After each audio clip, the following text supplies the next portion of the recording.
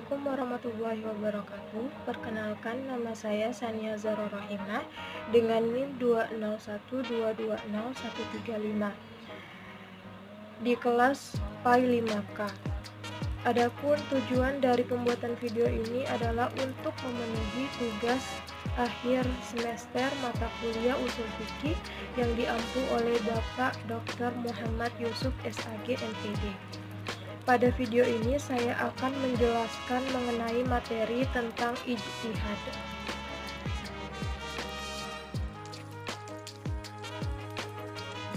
Pembahasan yang pertama yaitu pengertian ijtihad. Kata ijtihad berasal dari bahasa Arab yaitu jahada, yang artinya pencurahan segala kemampuan untuk memperoleh sesuatu dari berbagai urusan.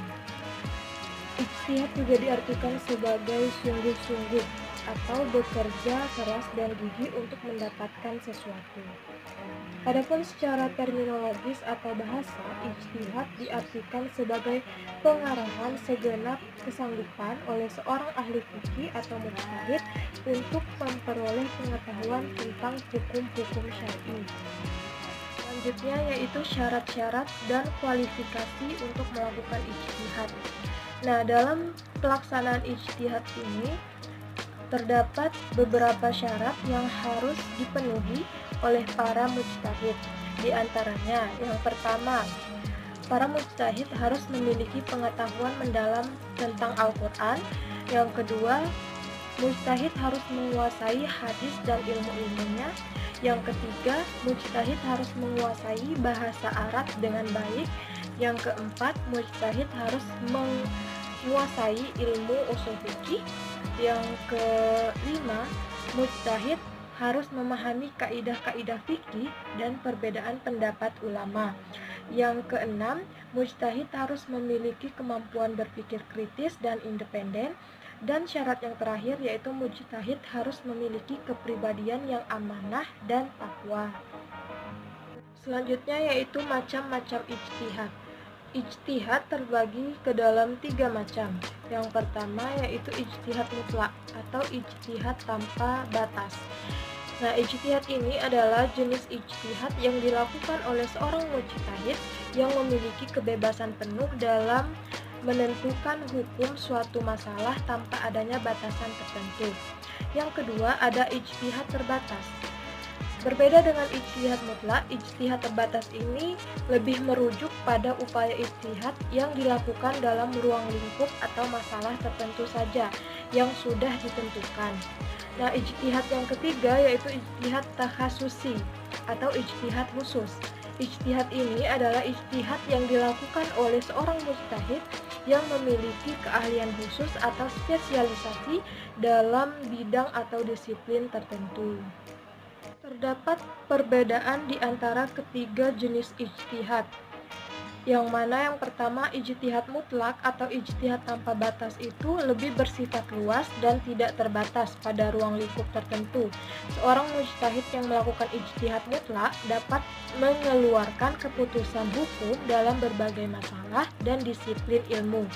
Sedangkan ijtihad terbatas ini memiliki ruang lingkup yang lebih sempit. Ijtihad ini hanya menerapkan hukum dalam area fikih tertentu saja, dan mujtahid terbatas pada penerapan hukum dalam area tersebut saja. Sedangkan ijtihad takhasusi atau ijtihad khusus merupakan ijtihad dengan spesialisasi tinggi dalam bidang tertentu. Seorang mujtahid melakukan ijtihad ini dengan pengetahuan mendalam dalam disiplin ilmu tertentu, baik itu ekonomi, teknologi, atau bidang lainnya. Selanjutnya yaitu metode-metode ijtihad. Di dalam ijtihad terdapat beberapa metode yang dapat digunakan.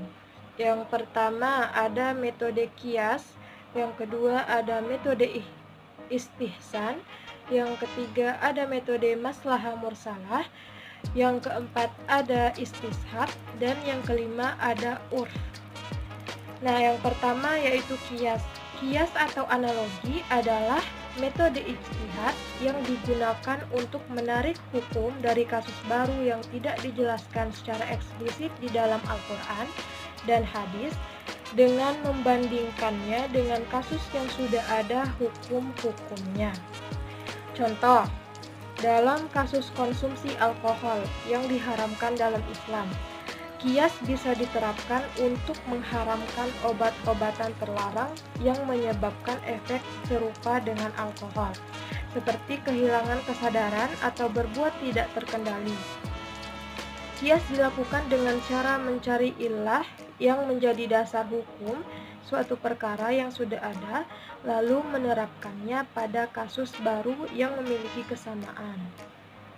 Metode yang kedua yaitu istihsan atau preferensi hukum. Istihsan secara harfiah berarti memilih yang lebih baik. Ini adalah metode ijtihad yang digunakan ketika ada beberapa pilihan hukum yang sah berdasarkan dalil, tetapi seorang mujtahid lebih memilih satu pilihan yang dianggap lebih baik atau lebih sesuai dengan tujuan syariat. Contohnya, penggunaan istihsan itu dapat dilihat pada kasus di mana sebuah transaksi yang pada awalnya dianggap tidak sah karena unsur gharar atau ketidakpastian, tetapi setelah mempertimbangkan kemaslahatannya, transaksi tersebut dipandang sah karena lebih menguntungkan bagi umat Islam. Misalnya, dalam transaksi jual beli dengan cicilan yang diperbolehkan di bank syariah. Metode yang ketiga yaitu maslahah mursalah atau kemaslahatan umum. Maslahah mursalah adalah konsep yang merujuk pada kebijakan hukum yang diambil berdasarkan kemaslahatan atau manfaat umum masyarakat. Meskipun tidak ada dalil khusus yang secara eksplisit membenarkan atau melarangnya dalam Al-Quran dan hadis. Contohnya yaitu dalam penerapan hukum yang mendukung sistem pendidikan modern atau pembangunan infrastruktur. Hal ini tidak ditemukan secara eksplisit di dalam Nas atau Al-Quran. Namun karena memiliki dampak positif atau kesejahteraan umat, maka dianggaplah sebagai keputusan yang sah. Selanjutnya metode yang keempat yaitu istishab atau presumsi keberlanjutan. Istishab adalah metode ijtihad yang menganggap suatu keadaan atau hukum tetap berlaku selama tidak ada dalil yang mengubahnya. Dalam metode ini, hukum yang telah ada dianggap sah dan berlaku terus-menerus sampai adanya bukti atau dalil yang membatalkan atau mengubahnya. Contohnya, jika seorang memiliki status suami istri yang sah menurut hukum Islam, maka mereka tetap dianggap sebagai suami istri selama tidak ada alasan atau dalil yang membatalkan status tersebut, seperti perceraian. Istishab memberikan stabilitas umum dengan mempertahankan status sampai terbukti ada perubahan yang memerlukan penyesuaian hukum. Metode yang kelima yaitu urf, kebiasaan atau tradisi. Urf merujuk pada kebiasaan atau tradisi yang diterima oleh masyarakat tertentu selama kebiasaan tersebut tidak bertentangan dengan syariat Islam. Jika suatu kebiasaan yang berlaku di masyarakat tidak bertentangan dengan prinsip-prinsip dasar agama dan moderat, maka kebiasaan tersebut bisa dijadikan sebagai dasar hukum dalam ijtihad.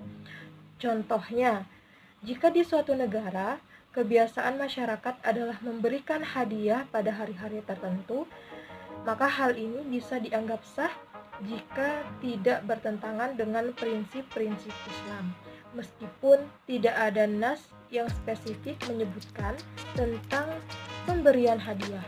Oleh karena itu, urf bisa menjadi sumber hukum selama kebiasaan tersebut tidak mengarah pada perbuatan yang diharamkan dalam syariat. Nah, itulah tadi pembahasan dari saya mengenai materi tentang ijtihad. Semoga apa yang telah saya sampaikan dapat bermanfaat bagi kita semua. Untuk itu saya ucapkan terima kasih atas perhatiannya dan saya tutup dengan wassalamualaikum warahmatullahi wabarakatuh.